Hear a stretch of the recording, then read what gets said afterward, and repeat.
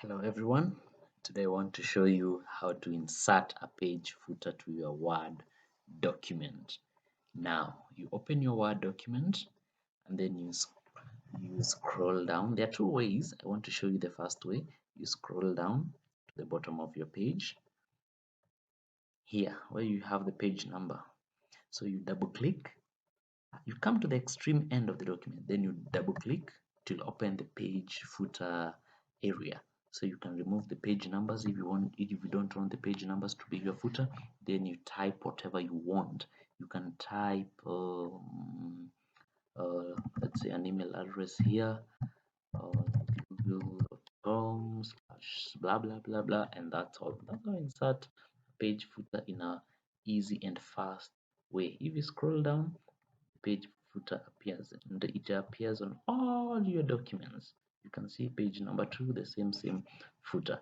That's one way. Let's go to the second way. You go to insert up here on the menu bar, then you go to footer. There's an option here. You click on the drop down, then you select the options that you want to use as your footer. You can scroll down and view more options. These are different options you can choose from. You can also edit in the choose your customized footer. Let's pick which one. Let's pick this one. So it becomes your footer.